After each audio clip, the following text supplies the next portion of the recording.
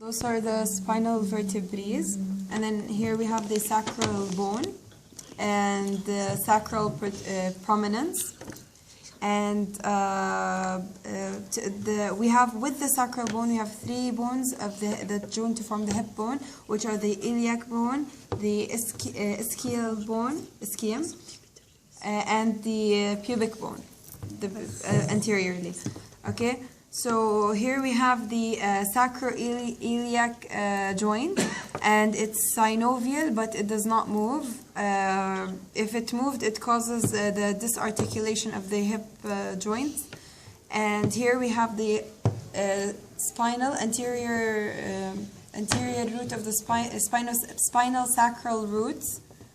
Okay, and okay, so the bones of the bones of the hip, they join to form the acetabulum, which is the fossa that holds the head of the femur.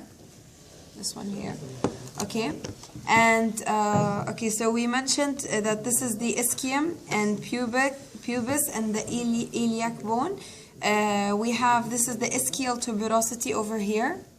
Okay, and then move forward. We have the inferior. We have the rami of the ischial rami, right? Inferior. Ischial rami, right? Okay, so ischial rami, and then go move and towards this direction here. Now we have the inferior rami of the pelvic bone, pubis bone. And this is the anterior, superior rami of the pubic bone here. Okay, so this is the superior, inferior of the pubic bone. We have the ischial rami, and then the ischial tuberosity, and then we have, this is going up to the iliac bone. We have the iliac fossa.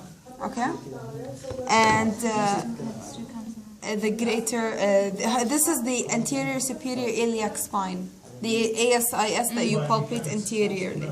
Okay, and the PSIS is obviously in the back.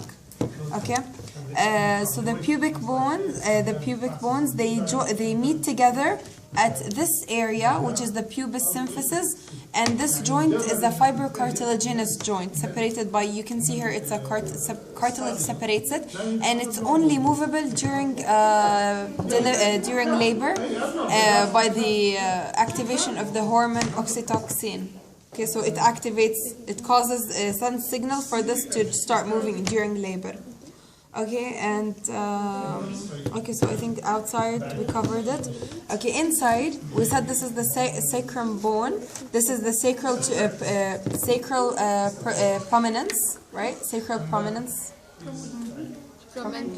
Promontory. Okay, so sacral promontory, and then you go, you move to the side, and this is the ala of the sacral bone. Okay, so promontory of the sacral promontory, and then the ala of the sacral bone, and then you go, you continue to form the arcuate line, right? So you form the arcuate line, and then you go anteriorly to the pubis symphysis, and the whole circle.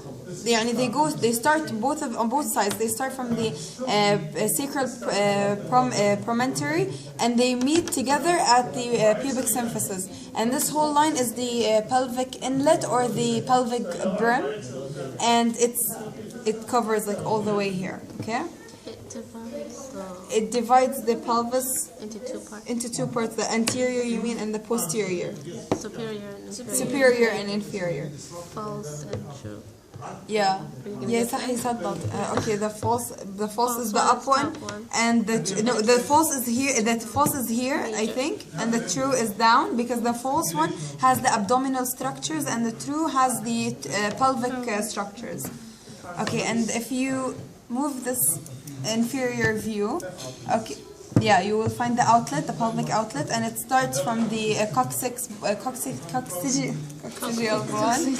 Okay, starts from here, and it goes to the ischial tuberosity, and it goes all the way the same way, and this is the outlet. Okay, it goes to the pubic symphysis, right? Or it doesn't?